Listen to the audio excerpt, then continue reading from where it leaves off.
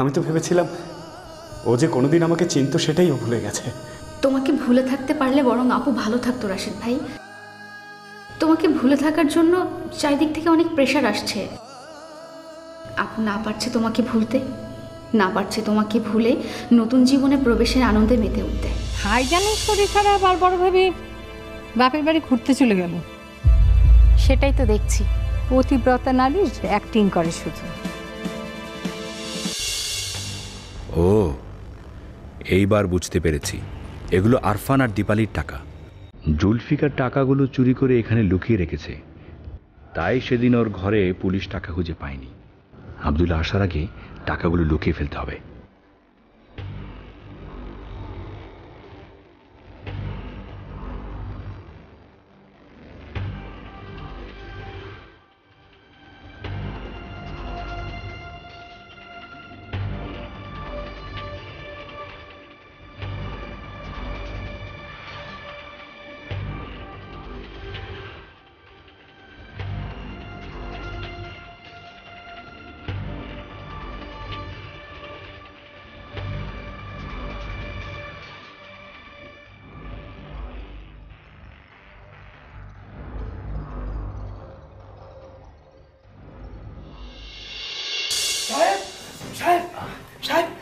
দেখি সাহেব, সরি সাহেব। লাগবে না লাগবে না। না না দিচ্ছি।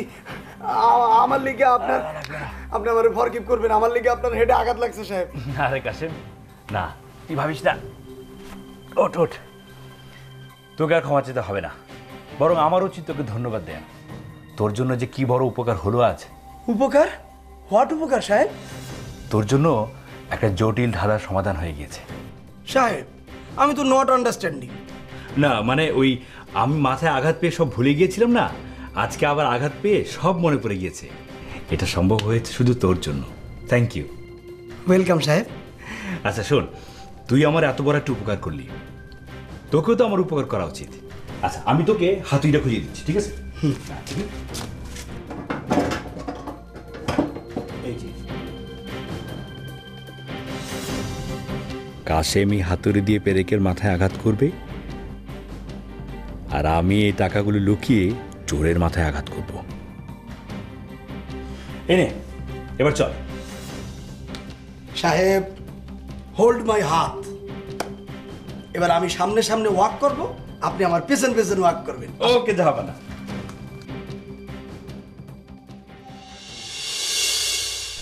আস্তে আস্তে কাম সাহেব, আস্তে। হ্যাঁ, এই জায়গায় সিট করেন। সিট করব। ও বসবো? আচ্ছা বসছি।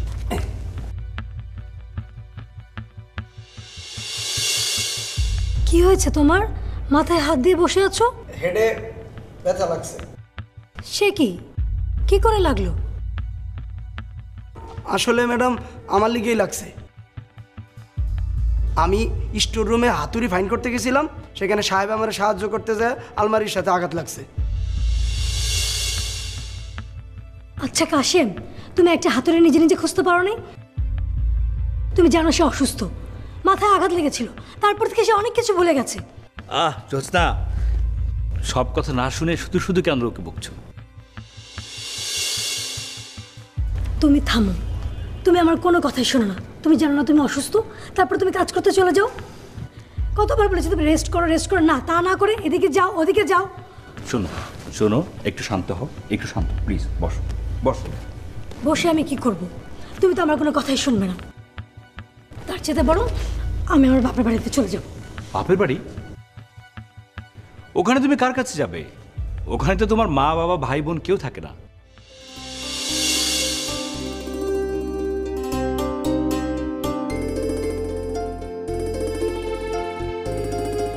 তোমার সব মনে আছে? আমি তো ভেবেছি তুমি সব ভুলে গেছো। ভুলে গিয়েছিলাম, আবার সব মনে পড়েছে। মানে? কাশেমের জন্য মাথায় আঘাত লেগেছে ঠিকই, কিন্তু তাতে আমার সব কিছু মনে পড়ে গিয়েছে। সত্যি বলছো? তোমার সব মনে পড়ে গিয়েছে? হ্যাঁ, নাহলে তোমার বাবার বাড়ির ব্যাপারে এত কথা বললাম কি করে? সরি কাশেম, আমি না জেনে না বুঝে তোমাকে কত কিছু বলেছি, তুমি কিছু মনে করো না। না ম্যাডাম, আই ডোন্ট মাইন্ড। ওর জন্য এত বড় একটা উপকার হলো, ওকে তো কিছু দিতেই হয় জোৎস্না। হ্যাঁ, ওকে আমি টাকা দেবো, ওর পছন্দের মতো শার্ট কিনে নেবে, ঠিক আছে? Thank you madam. ওয়েলকাম, এসো আমার সাথে। শোনো, জুলফিকার কোথায়? উনি তো অফিসে চলে গেছে। ওয়ালাইকুম স্যার। ওয়ালাইকুম আসসালাম। আপনি আমাকে ডেকেছেন স্যার? হ্যাঁ মনসুর, 5 অফিসে এসছে? না স্যার, আজকে এখনো আসেনি। না আসাই ভালো। ও অফিসে না আসলে আমরা নিশ্চিন্তে আমাদের আখেরটা গোছাতে পারি। ওয়ান্ডারফুল স্যার, আপনি একদম ঠিক বলেছেন। আচ্ছা শোনো। জি স্যার। তুমি সব কিছু ঠিকঠাক বুঝে নিচ্ছ তো? জি স্যার। মূল বিষয়টা হচ্ছে যে ভাইজান একটা বড় অঙ্কের বিদেশি কোম্পানি কন্ট্রাক্ট পেয়েছে, সেটার হিসাবটা কারচুপি করে আমার পকেট ভরতে হবে। ওয়ান্ডারফুল স্যার, আপনি বলার আগেই আমি সমস্ত প্ল্যান রেডি করে রেখেছি। ওয়ান্ডারফুল। Wonderful sir. আচ্ছা মনসুর, তুমি এক কাজ করো, এই ফাইলটা একটু চেক করে আবার এসো তো আমার ঘরে। জি জি স্যার। আসসালামু আলাইকুম। হ্যাঁ আসাদ। হ্যালো বাবা। কোথায় তুই? তোর না ফ্যাক্টরিতে যাওয়ার কথা ছিল? ফ্যাক্টরিতে জয়েন করিসনি? হ্যাঁ, আমি তো ফ্যাক্টরির সামনে থেকে বলছি। ও পৌঁছে গেছো, গুড, ভেরি গুড। শোনো, মন দিয়ে কাজ করবে, আর ওই গতবারের মতো যেন কোনো ঝামেলা টামেলা না হয়। বাবা, একটা খবর আছে। কি খবর? এখানে এসে জানতে পারলাম যে রাশেদ নাকি আত্মহত্যা করার চেষ্টা করেছিল। কি? বেঁচে আছে না মারা গেছে? না, এখনো বেঁচে আছে, পুলিশ মরতে দেয়নি। আহা, এই অফিসারটা না আসলে কোনো কাজের না। ওই রাশেদটা মরে গেলে তো ভালো হতো, ওকে কেন বাঁচিয়ে রাখতে গেল? বাবা, কনস্টেবলকে ঘুষ দিয়ে খাবারের সাথে বিষ মিশিয়ে দিয়ে ওকে মারার প্ল্যান করবো নাকি? না, একদম না। রাশেদকে মারা আমাদের লক্ষ্য না। আমাদের লক্ষ্য হচ্ছে এই কোম্পানিটাকে আমরা কিভাবে গিলে খাবো। তো ছুঁচু মেরে হাত গন্ধ করার কোনো মানে আছে? আর শোনো, তুমি স্টোরে মন দিয়ে কাজ করবে, আর মনসুর ওখানে গেলে মনসুর যা যা বলবে ঠিক সেইভাবে তুমি কাজ করবে, ঠিক আছে? ঠিক আছে বাবা। ওকে, রাখছি।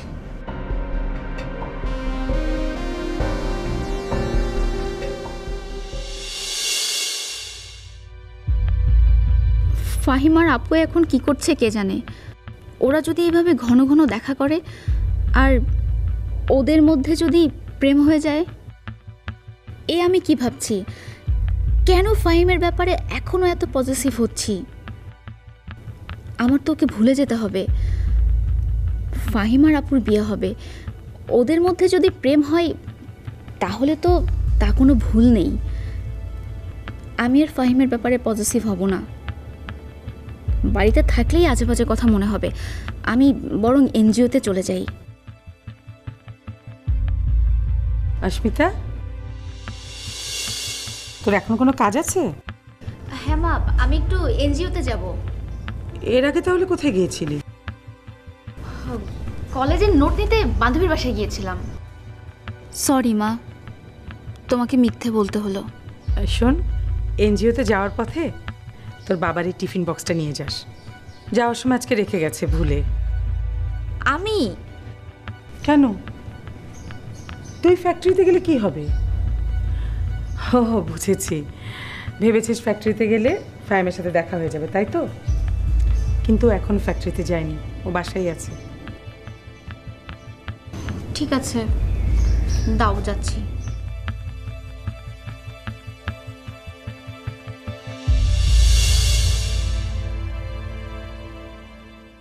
মর্জিনা, আয় মর্জিনা, মর্জিনা। আমারে ডাকছেন? আচ্ছা তুই আমাকে বল তো, এই বাড়িতে আর কয়জন আছে মর্জিনা নামে? না, নাই তো। তাহলে তোকে ছাড়া আমি আর কাকে ডাকবো শুনি? জি বলেন। এই তোকে যে বলেছিলাম ভালো ভালো স্পাইসি খাবার রান্না করতে, 2 প্লেটে আনতো অল্প অল্প করে, আমরা একটু টেস্ট করে দেখি তোর হাতের রান্না কেমন হচ্ছেটা কি আপা, সব রান্না তো এখনো হয় নাই। বলিস কি, এতটা সময় মানে তুই রান্না করতে পারিস নি? তুই কি এমন রাজকাজ করছিলি বল তো আমাকে। আসলে আপা এক হাতে সব কাজ করা লাগতেছে তো, এই জন্য একটু দেরি হয়ে গেছে। হ্যাঁ কা কেন, তোর ওই বিলেতি বর কোথায় গেল? উনি একটু বাজারে গেছেন। বাজারে গেছে এই অসময়ে কেন? হচ্ছেটা কি, জোস্না ভাবি ওনারা জামা কেনার জন্য টাকা দিচ্ছেন, এই জন্য বাজারে গেছেন। তোমাকে আমার কেন ভালো লাগে জানো? মরিচের মতো ঝাঁজ তোমার, যেটা আমি অন্য মেয়েদের ভেতর পাই না। Shut up! আপনার ফালতু কথা শোনার মতো সময় আমার নেই। ও আচ্ছা,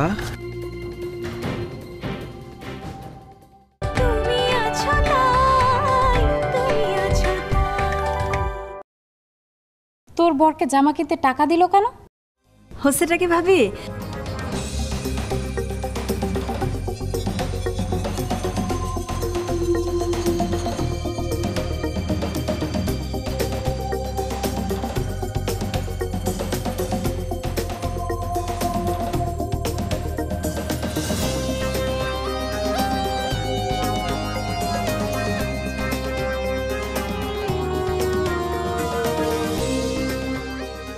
শারিয়া সুস্থ হয়ে গেছে, ওর সব কিছু মনে পড়ে গেছে, এতে আমাদের কোনো ভয়ের কারণ নেই তো?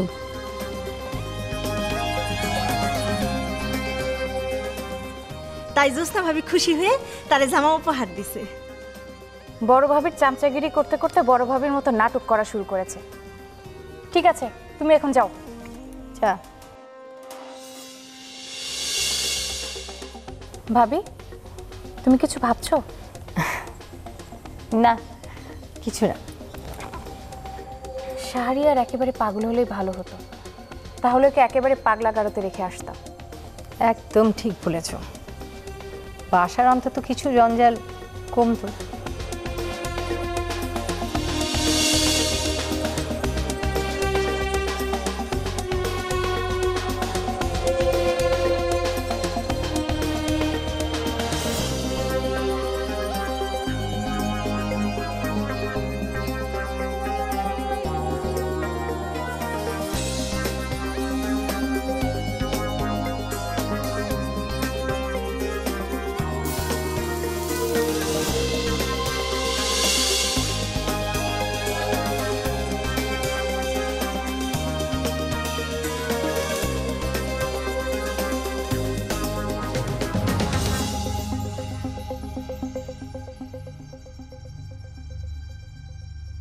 পথচারণ, এতদিন পর দেখা, না হ্যালো না হাই, মানে ভালো মন্দের কোনো খোঁজ খবর না নিয়ে চলে যাবে?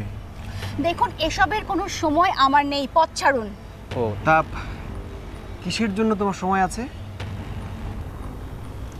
আমি আপনার সাথে কথা বলতে ইন্টারেস্টেড নই, সেটা আপনি বুঝছেন না? আস্মিতা, এটা আমাদের ফ্যাক্টরি, সো আমাকে অ্যাভয়েড করা যাবে না। আমি তো আপনার ফ্যাক্টরির কোনো কর্মচারী নই যে চাকরি বাঁচানোর জন্য অনিচ্ছা সত্ত্বে হলেও আমাকে আপনার সাথে কথা বলতে হবে। তোমাকে আমার কেন ভালো লাগে জানো? মরিচের মতো ঝাঁজ তোমার, যেটা আমি অন্য মেয়েদের ভেতর পাই না। Shut up!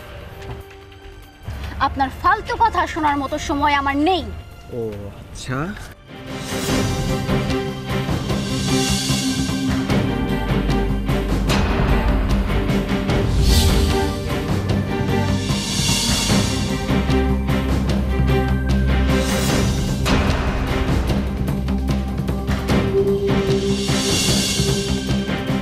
অন্যরা ছাড়।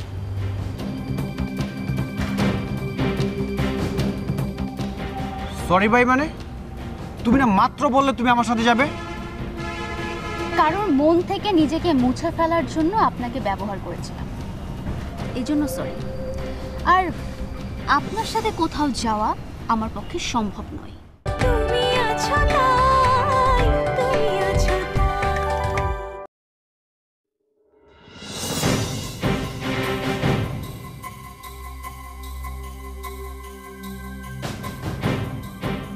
তুই এসব কি করছিলি? তোর সমস্যা কি? তুই এখানে কি করছিস? তুই আবার আশমিতার সঙ্গে নোংরামি করার চেষ্টা করছিলি? উনি আমার সাথে নোংরামো করেননি।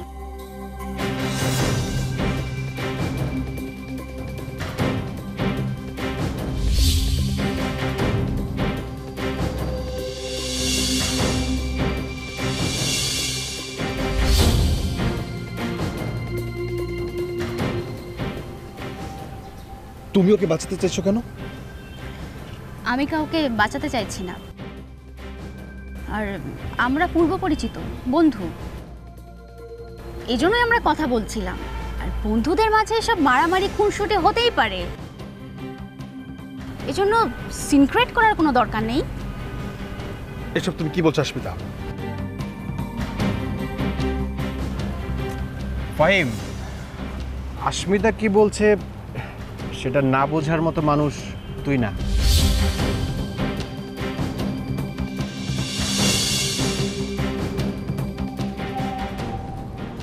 আসাদ, তোমার বাড়ির সবাই কেমন আছেন? ভালো ভালো, খুব ভালো।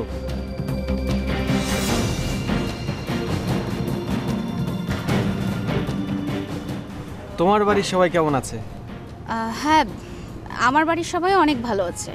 তুমি হঠাৎ ফ্যাক্টরিতে এলে যে? আর বলো না, বাবা সকালে বাসা থেকে বের হবার সময় টিফিন বক্সটা ফেলে রেখে গেছেন। আর বাবার তো ক্যান্টিনের খাবার খাওয়া নিষেধ, তাই মা বললেন এটা পৌঁছে দিতে, এজন্যই এসেছি। খুব ভালো হয়েছে, তুমি না আসলে তো আর দেখা হতো না, তাই না? হ্যাঁ, আচ্ছা চলো না একদিন সময় বের করে আমরা আড্ডা দেই। নিশ্চয়ই। আচ্ছা, আজকে কি করছো তুমি? আজ আমি একটু ব্যস্ত, আমি একটা এনজিওতে জয়েন করেছি, তো আজ ওখানে যেতে হবে। আরে প্রবলেম নেই, আমার সাথে গাড়ি আছে, আমি গাড়িতে করে তোমাকে এনজিওতে পৌঁছে দেব। Okay fine.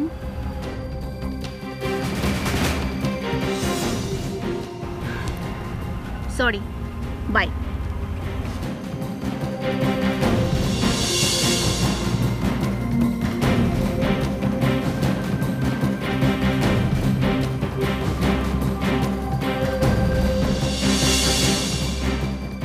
সরি ভাই, মানে তুমি না মাত্র বললে তুমি আমার সাথে যাবে? কারণ মন থেকে নিজেকে মুছে ফেলার জন্য আপনাকে ব্যবহার করেছিলাম, এই জন্য সরি। আর আপনার সাথে কোথাও যাওয়া আমার পক্ষে সম্ভব নয়, সো বাই।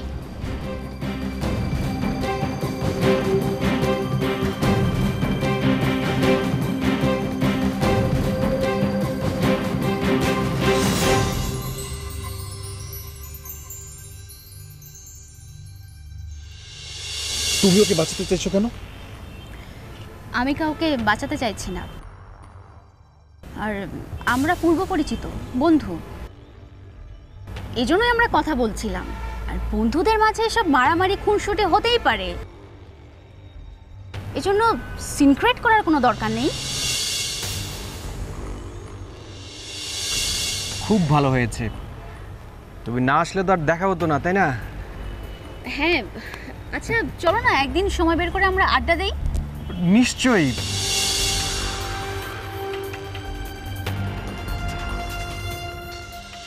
শেষ পর্যন্ত আর কিছু না পেয়ে তোমার আলমারির দরজার বাড়ি, হ্যাঁ, একটা ভালো নাটক করতে পারতো।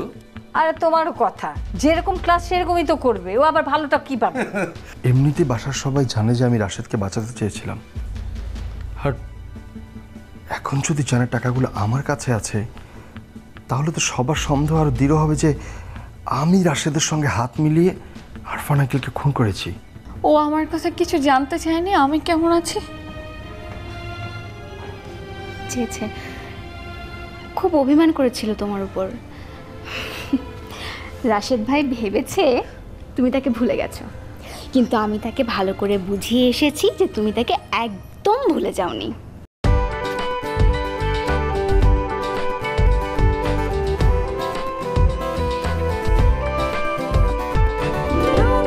পৃথিবী আরো রঙিন লাগে, স্বপ্ন সত্যি হয়।